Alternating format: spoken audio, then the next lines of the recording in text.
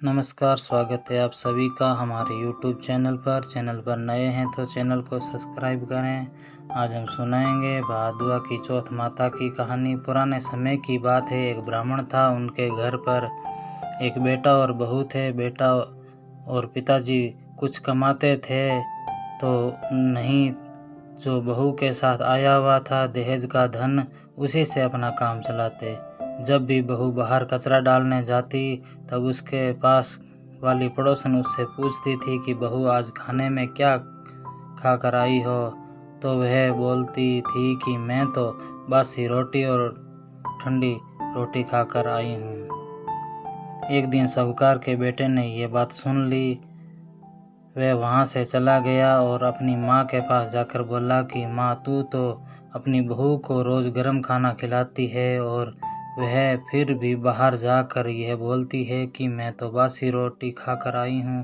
तब माँ ने कहा कि बेटा, मैं तो चारों थालियों में बराबर गर्म खाना परोसती हूँ। यदि तुम्हें यकीन न हो तो तुम खुद देख लेना।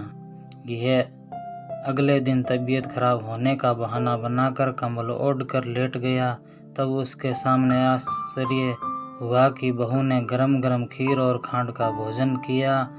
और जब बहू बाहर गई तो वह उसके पीछे पीछे जाने लगा। तब पड़ोसन के पूछने पर बहू ने वही बात दोहराई कि मैं तो बासी रोटी खाकर आई हूँ। उसका पति उससे पूछने लगा कि तू अभी अभी तो गर्मा गर्म खाना खाकर आई है और पड़ोसन से कह रही है कि बासी रोटी खाकर आई हूँ, तू झूठ क्यों बोल रही हो? तब उनकी पत्नी, विद्वान पत्नी ने कहा कि यह ना तो तुम्हारे कमाए हुए पैसे की रोटी है और ना तुम्हारे पिताजी के कमाए हुए पैसों की रोटी है। यदि हम इसी तरह बैठे बैठे धन को खर्च करते रहे तो ये एक दिन कुएं के पानी की तरह समाप्त हो जाएगा। इसके बाद उसका पति कमाने के लिए विदेश चला गया। पीछे से उसकी पत्नी 12 महीने का चौथ का व्रत करती थी। उसके विदेश में रहते हुए 12 वर्ष बीत गए। तब चौथ माता और विनायक जी महाराज ने सोचा कि उनको अब घर बुलाना चाहिए। चौथ माता लड़के के सपने में जाकर बोली कि तू अब घर चला जा, तेरी पत्नी को तेरी बहुत याद आती है। वह बोला कि मैं घर कैसे चला जाऊं, मेरे यहाँ इतना बड़ा कारोबार फैला हुआ है। तब चौथ माता ने कहा कि तू सुबह एक दीपक जलाकर चौथ माता का नाम लेकर बैठ जाना। जिनके पैसे बकाए हैं वे पैसे दे जाएंगे और लेने वालों ले जाएंगे। लड़के ने वैसा ही किया और सारा काम एक ही मिनट में निपटा दिया। जब वह घर जा रहा था तो उसके रास्ते में एक सांप दिखाई दिया जो आग के पास जा रहा था। उसने सांप को आग से बचाने के लिए शिकार किया। ऐसा करने से नागराज क्रोधित हो उठे और कहा कि पापी, मैं तो इस नाग योनि से मुक्ति के लिए जा रहा था और तूने मुझे सिसका कर, अब मैं तुझे डस लूँगा। तब वह लड़का बोला कि मैं 12 वर्ष बाद अपने घर जा रहा हूँ, आप मुझे अवश्य ही डस लीजिए, किंतु आज मुझे अपने घर वालों से मिलने दीजिए। आप कल रात को आकर मुझे डस लेना। नाग ने उसकी शर्त मान ली और वहाँ से चला गया। जब लड़का घर आया तो वह उदास था। उसने अपनी पत्नी के पूछने पर सारी बात बता दी। उसकी पत्नी बहुत चतुर थी। उसकी पत्नी ने एक सीढ़ी पर दूध का कटोरा रख दिया, दूसरी सीढ़ी पर बालू रेत बिछा दी, तीसरी पर फूल माला बिखेर दिए, चौथी पर इत्र छिड़क दिया, पांचवी पर मिठाई रख दी, छठी सीढ़ी पर जौ और सातवीं पर रोटी रख दिया। रात को जब सांप आया तो सबसे पहले ठंडी ठंडी रेत पर लेटकर आया और दूसरी सीढ़ी पर दूध पीकर कहा, मैं एक ब्राह्मणी के बेटे को डसता तो नहीं, लेकिन वचन दिया हुआ है इसलिए डसना तो पड़ेगा।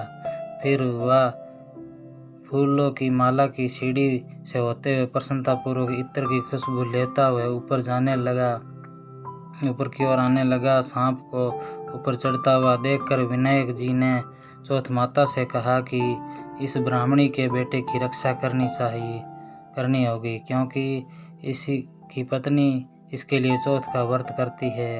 इसका फल तो देना ही पड़ेगा। तब विनायक जी ने सीढ़ी पर रखे हुए आँखों से सेल सुई बनाई और चौथ माता ने रोटी की ढाल बनाई और सांप के आगे लगा दी। विनायक जी ने जो से सेल बनाए हुए थे उनसे सांप की मौत हो गई।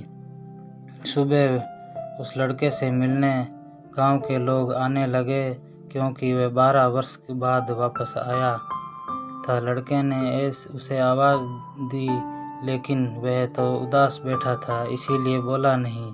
जब उन्होंने देखा कि सीढ़ी पर तो खून पड़ा हुआ है, वो चिल्लाने और रोने लगे कि ब्राह्मण, आज तो तेरा बेटा मर गया। यह सब देखकर ब्राह्मणी भी जोर जोर से रोने लगी। आवाज़ सुनकर उसका बेटा नीचे आया और कहा कि माँ, मैं मरा नहीं हूँ, ये तो मुझे डसने आया सांप मरा है। ये सब देखकर उसकी पत्नी भी प्रसन्न हो गई और कि मेरे पति के प्राण बच गए। उसने चौथ माता का धन्यवाद दिया और कहा कि ये तो चौथ माता ने मेरे व्रत का फल दिया है। चौथ माता जैसा फल ब्राह्मणी के बेटे को दिया, वैसा सभी को देना। कहानी कहने और कहानी सुनने वालों और हुंकारों भरने वालों और उसके पूरे परिवार को सुख देना। ये थी भादवा चौथ माता की कहानी। हम आशा करते हैं कि आपको भादवा की चौथ माता की कहानी पसंद आई होगी। पसंद आई है तो चैनल को सब्सक्राइब कर लेना। धन्यवाद।